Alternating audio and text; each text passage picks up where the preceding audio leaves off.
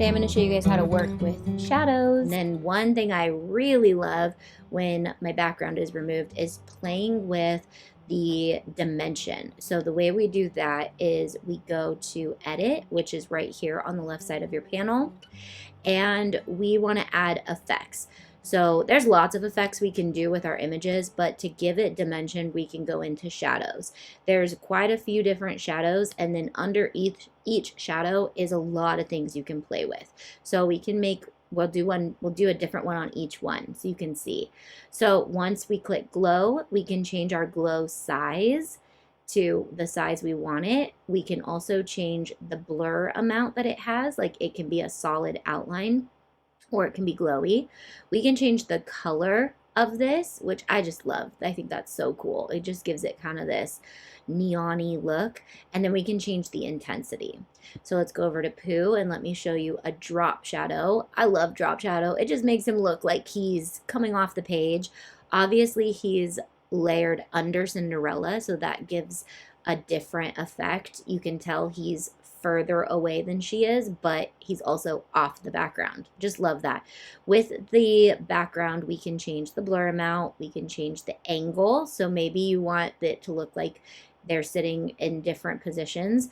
The distance will make it seem how much further off the page he is. That's really cool. And then of course intensity. So I'm not a huge intense fan with the shadows, but it does work pretty good. You can also change the color. So I'm only going to show you guys that on a couple.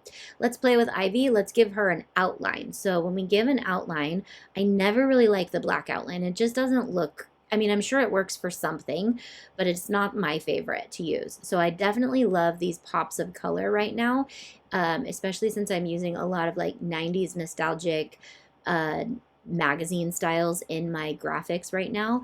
So we can change the colors of what's around her. Literally love this so much. It kind of makes her look like a sticker. But see how this now is cutting off? I can drag her over even further so her outline is just where I want it, so it doesn't look like it's cut off. We can also angle her and put her down in the corner. Love that. Change colors, intensity, size. Let's see where the curve, how the curve works on this. What I love curved for is when I'm working with my printables to make it look like a piece of paper. I don't think the curved is going to look that great on a photo like this, but you can see how it just kind of changes up the angles. But backdrop, that is cool. I haven't even ever played with this, so let's play with it. Blur amount, that's so cool. She looks like she's on a stage. These are really good for when you're doing mock-ups and you want to make items look like they're sitting on tables. Just so cool. I have not played with this enough. I'm obsessed with this. Okay, so say you're like on a pink wall or something and you want it to look more natural, you can change the color of her shadow. I'm telling you, when I tell you Canva is taking over the world, it is taking over the world. It's taking over Photoshop, all the things. As someone who is trained in Photoshop and all of the fancy schmancy stuff, guys, like I don't even recommend it. Don't go to school for this stuff. Just learn Canva.